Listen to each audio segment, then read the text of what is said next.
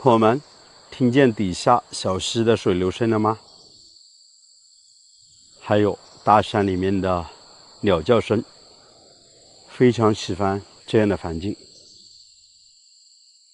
这边是一棵柿子树，结了很多柿子。今天我们又来看一栋独门独院的房子。房子是通公路的，但是呢，车子无法开到院坝，我们是步行从那边走上来的。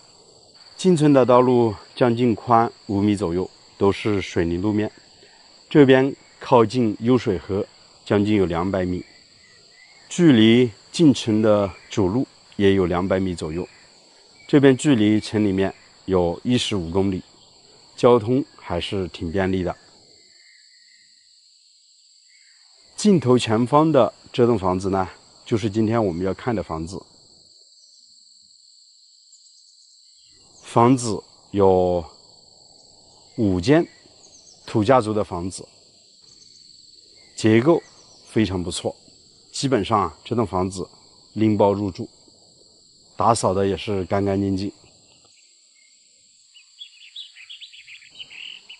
木房子的旁边有一座偏房，砖结构的，这边还有个杂物间，也类似于凉亭一样的。平时呢就堆放一些杂物，或者晾晒一些衣服。这栋房子主人家一般几天或者10来天回来一次，现在都搬到城里面去住了，但是主人家还是很爱惜房子，所以经常回来打理。房子的门口有一小片竹林，这边都是苦竹，前一段时间刚刚长过笋子。院坝已经全部硬化了，将近有80多个平方左右。在那边还有个杂物间，应该也是他们家以前养猪的猪圈。还有个村里面统一修建的一个浴室淋浴的地方。房子是背靠着大山，面朝着大河，这是一栋坐北朝南的房子。房子的楼层高度将近有4.5米左右，进深将近有6米，和之前我们拍土家族的房子也是一样的。这边建的也都是3住4的房子。它的外墙已经全部上了油漆，并且打磨过了。这边因为上的是桐油，还有应该都是桐油吧，所以它的外墙板是有点发黑的。这栋房子是上了锁，我们是无法进去的。刚刚进入村子的时候，是碰到本地的老乡，和他们的交谈，他们告诉我说，这栋房子主人家很少回来，如果有意的也是比如说碰到有缘人，可以把它给租出去，让人代为给他管理这栋房子。实际上我是非常喜欢这样的一个环境，因为房子呢紧靠着大河边，而且底下是有一条小溪，潺潺的流水声给人的感觉特别的舒服。这边也有一些大树，像这棵呢就是一棵柏树，大概直径有60到70公分左右。底下呢还有一处小鱼塘。旁边的竹林呢倒是还挺宽的。那我们走进这栋房子的背后，来看一下房子背后的一些情况。这边就是他们家的猪圈，也是旱厕了。山里面喝的也都是山泉水，看就是这样的水管，从山里面把泉水牵引回来。房子的背后也有一些小乔木，这边还是一棵板栗树，这边呢有一小块空地是他们家的，种的有柑橘。房屋背后的杂草呢，刚刚才打过除草剂，基本上不会有山体滑坡的迹象。种的有些菜，还种的有些玉米。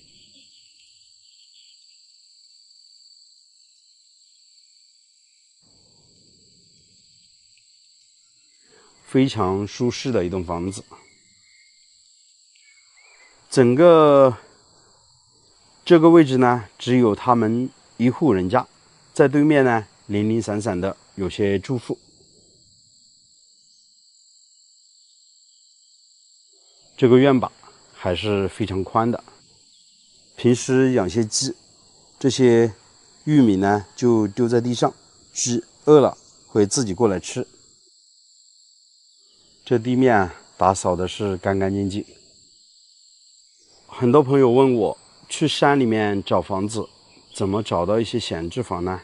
实际上啊，只要自己勤劳一些，走村串巷，碰到人多问一问，村里面哪栋房子是闲置的、没人住的，基本上一问便知。像今天我们所来到的这个地方，也是问了村里面的老乡，他们说这栋房子是闲置多年，而且主人家在城里面都建了房，基本上是不会回来了，只是偶尔呢舍不得房子回来打理一下。看这户人家真的是打理得干干净净，旁边的杂草才刚刚打过除草剂，这边呢还种的有些豆角。他们家旁边的地倒是挺宽的。住在这边啊，完全不用担心有人过来打扰之类的。这边怎么有个池子啊？有很多管子。这个池子以前应该是蓄水的，现在也没有用了。这边也是如此啊。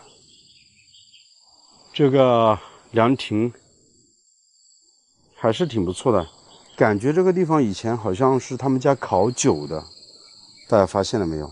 这个位置好像是烤酒的。这边有个烟囱啊，还挺高。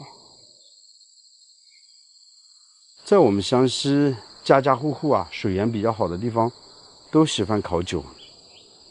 这边还有个池子，应该就是烤酒的。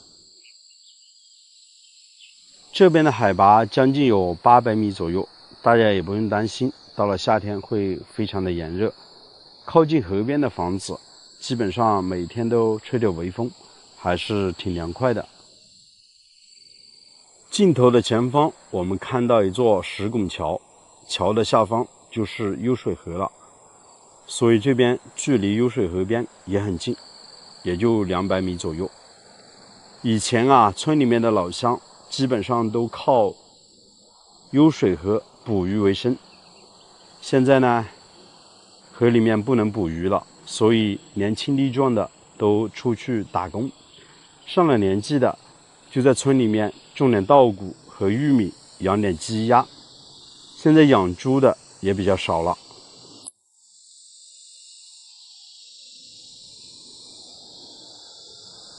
对面呢是他们村的主要房子集中的地方，他们这栋房子呢算是独门独院，单独在这边。几乎啊，老乡们的房子都建在大山里面，环境没得说，但是生活的条件也是挺艰苦的。就像很多朋友看了我的视频之后，都挺担心在山里面怎么去生存。我想说，只要有勤劳的双手，在山里面是饿不死的。种点庄稼，养点鸡鸭，1年的生活也过得挺滋润的。看这边都是老乡们种的玉米，再过一段时间都可以收割了。整个山头只有他们一户人家，所以这条进村的道路啊，堆满了落叶，看得出来感觉很荒凉的。进入他们家的路也就这么宽，好在村子里面的马路边都装的有太阳能的电线杆，到了晚上会自动的亮灯。我倒是发现村里面很多板栗树，到秋天来这边捡板栗是很不错的。好了，我们也要回家了。那关于这栋房子呢，如果大家喜欢，我可以去问到主人家，和他再商量。我是石头，喜欢我的视频还请记得点个关注，我们下期再见，拜拜。朋友们，这个位置啊应该是最险的，现在呢我就要沿着这个楼梯往上面走，几乎是一个垂直的。但是最令我担心的是这边的崖壁之上都是悬空的，当我走到上面的时候，如果突然的断裂，那该怎么办呢？壮着胆子往上面走吧。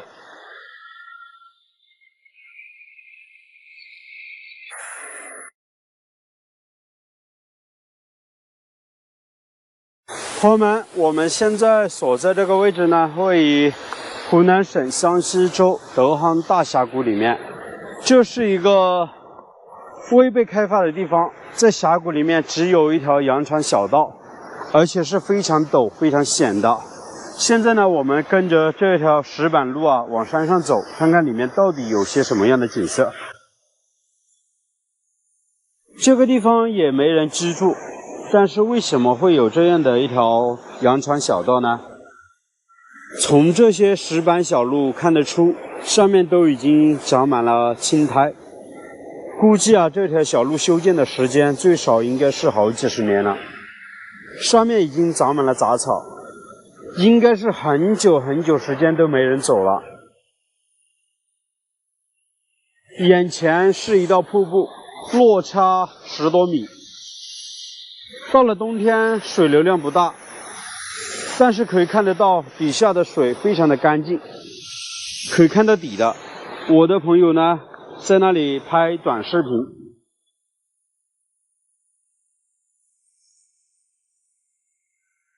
我们要继续往里面探秘，看看这条路到底能走到哪个位置。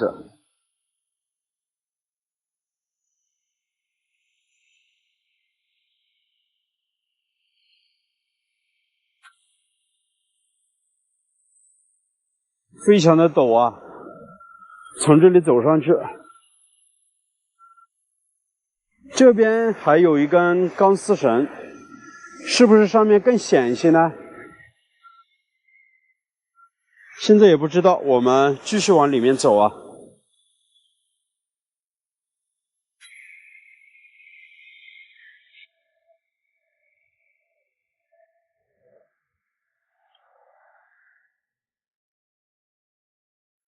走了1个多小时，越来越陡了，这边路啊确实不好走。我在想，这个地方在解放前是不是这边的老百姓住在山上躲避土匪的？现在已经荒废了，这条路没人走了。前面这个位置原本应该是有一座桥的，但是呢，可能夏天的时候这边的水流特别的大，把这座小桥给冲垮了。现在人只能这样子过去了，朋友们。哇，这个地方啊，景色真的非常的美。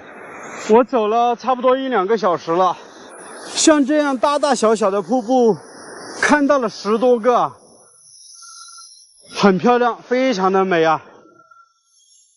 哇，这边的路可能更不好走了。这上面啊，估计很滑，这些石头不知道稳不稳。我们现在都已经走出了一身的汗，我的朋友还在那里拍摄，给你们看一下这边的景色怎么样？大自然里面的野瀑布，这个地方啊，如果不走进来，根本上发现不了这里的美景。这么高的山上，既然有这么大的水，很多人都说水往低处流，但是它的源头就在山顶上，非常的神奇吧？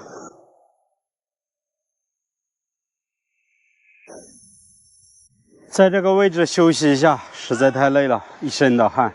虽然现在到了冬天，温度有点低，但是现在开着太阳，又连续的爬山，一身的汗，很累啊。这条路啊，一直往上面延伸，也不知道到底能走到哪里。我们还要继续往上爬，大概走了2个多小时才走到这个位置。这个就是我们古月老师。Hello， 大家好啊。哎，朋友们，有的时候啊，你们看到一些短视频就是这样子拍出来的，为了一个镜头啊，很不容易。有的要趴在地上，看到吧？前方是一条瀑布，非常的美吧？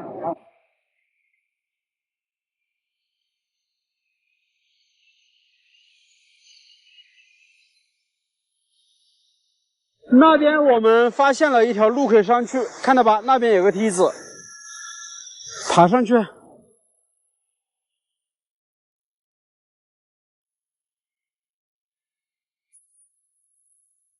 可能这个位置不太好拍，待会儿呢，我爬上去的时候，可能我要把相机给收起来。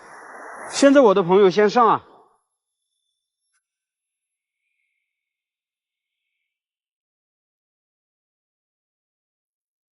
这个楼梯还是一个钢管结构的，到底是谁在这个地方建了这样一个楼梯呢？难道在这山上有人住吗？有人隐居吗？非常的奇怪啊！这边感觉就是一个水帘洞，如果到夏天的时候，这边水流量大的时候，这底下都是应该是干燥的，但是外面应该是一层瀑布。我们近距离看一下这边。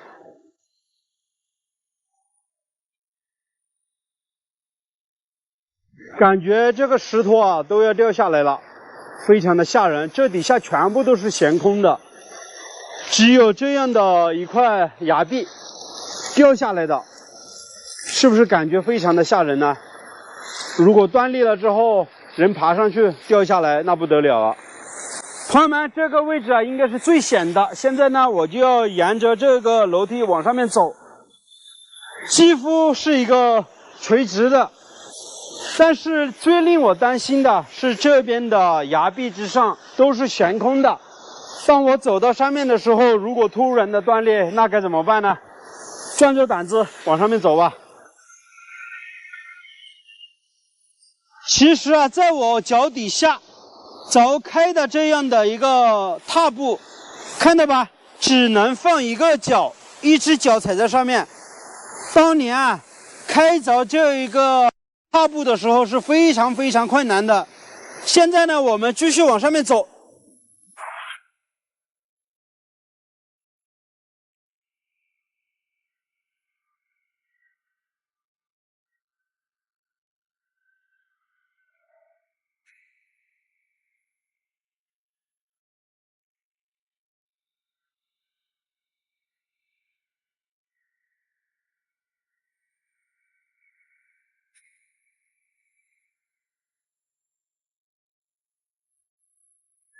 这边啊，感觉是一个观景台。我是从峡谷的下方走上来的，沿着这条小溪一直往上面走，中间经历了大大小小10多个瀑布。这边呢，已经来到了瀑布的源头，周边都是悬崖绝壁，非常的高啊。那一股水呢，应该是从那个位置流出来的，那个位置应该是一个山洞啊。但是在顶上好像还有一条人为修建的栈道，看到没有？有扶梯的。这边继续有这样的台阶小路往上面走，但是看得出啊，这2个地方原本应该是不是串联在一起的。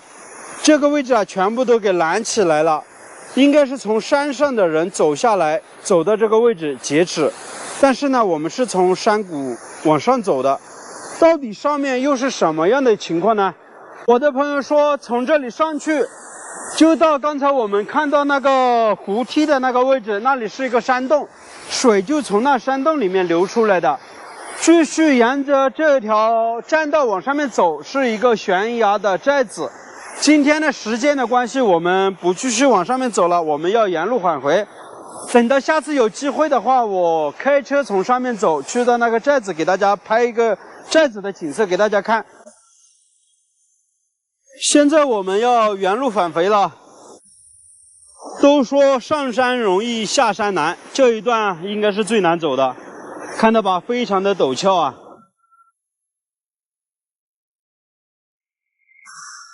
我想好好的走路，不敢拍了，但是这么惊险的镜头，我想留下来给你们看一下。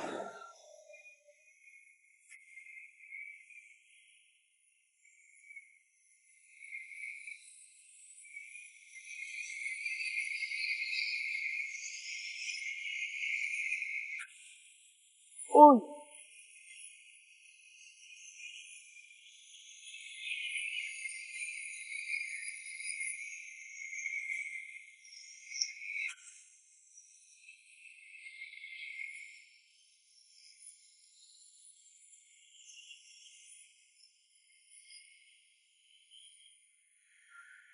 朋友们，我现在已经来到了水帘洞的下方，但是我觉得这里真的是毛骨悚然，我一个人挺害怕的。这边立了一个牌子，但是上面到底写的什么字看不清楚啊，并不是看不清楚，而是我不认识。水帘洞，对不对？水帘洞。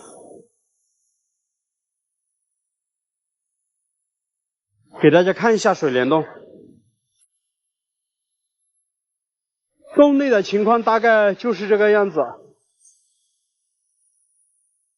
这一片石头凸出来的，掉下来非常的吓人啊！刚刚就是爬到那块石头上面了，看我的朋友正在下扶梯，水就是从这边流，非常的神奇吧？看这片崖壁啊，感觉是非常的薄，很可能要断裂一样的。那边呢，那一块也是这样，但是这样的喀斯特地貌形成的时间已经非常非常久了，根本上不用担心它会断裂，只是看着很害怕而已。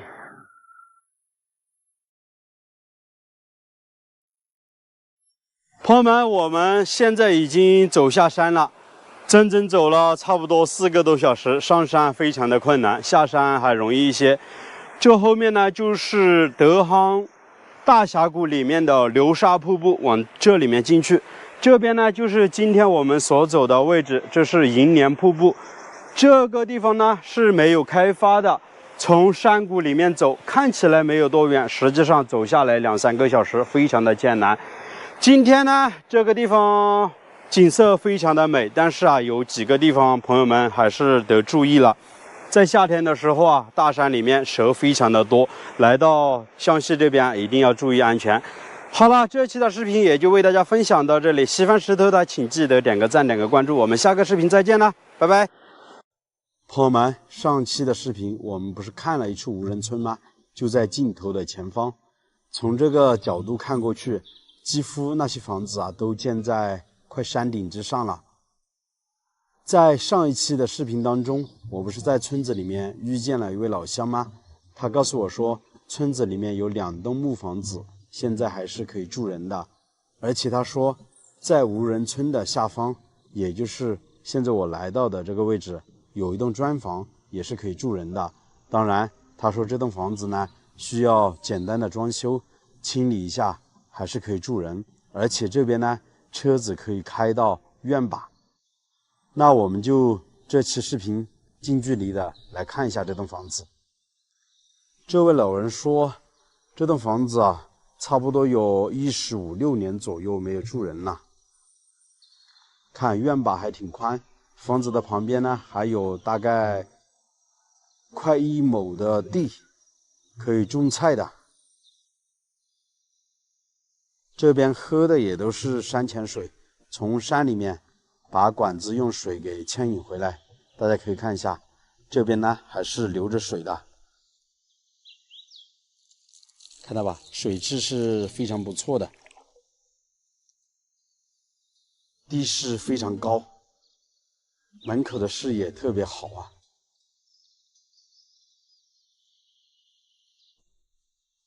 这是一栋2层的砖房，80年代所建的房子，房间还挺多的，目视下大概有10多间呢。下面有个楼顶可以晾晒衣服的，从外墙的贴砖都可以看得出，这栋房子还是显得有点古老。窗户呢都是用木质结构做的，里面是用钢筋做了防盗窗。旁边的地倒是挺宽的，这一大块都可以清理出来种菜，而且在这边的山里面养养鸡、养养鸭，再养点羊、养牛都是挺不错的。那处寨子啊，比这栋房子更高一些，有条路可以上去的。上一期的航拍也给大家看了。那我们现在近距离的来看一下这栋房子，是否能够把它给盘下来。如果有兴趣的，还可以在这边，我觉得算是隐居吧。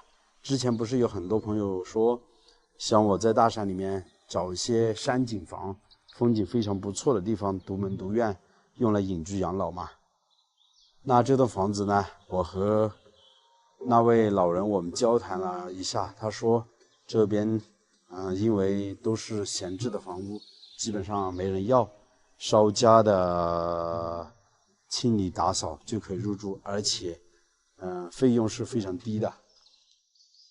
这边里面我们看有些什么，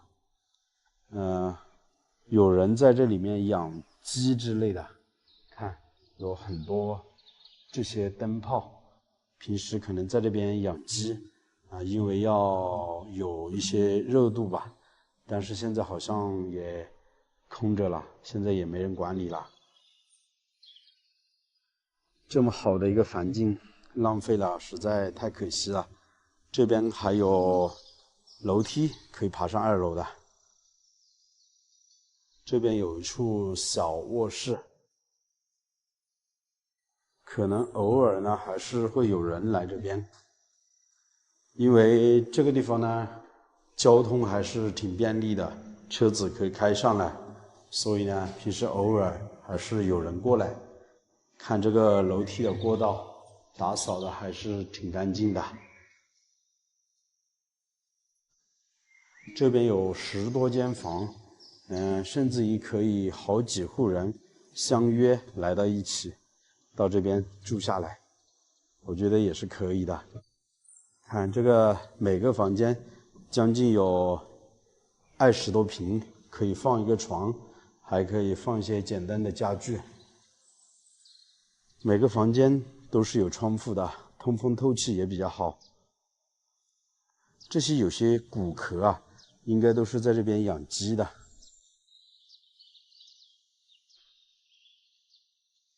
这个地方感觉也是一个鸡圈，但是现在不知道什么原因，没人在这边养了。刚才我们所说的就是旁边的这块地，挺宽的，长满了杂草。我是特别喜欢这样的环境，看门口的视野特别好，一眼可以看好几千米呢。对面的山头今天也是看得清清楚楚，山里面平时下雨会起雾，今天太阳还比较好。这套房子啊结构都挺好的，稍加的清理打扫卫生，如果比较讲究的重新装修一下，我相信应该是比较适宜在这边居住的。这边距离县城有43公里，距离附近的乡镇级市有8.5公里。这栋房子因为顶上没有盖瓦，也不知道像这样子时间久的房子会不会漏雨啊？感觉应该是不会的。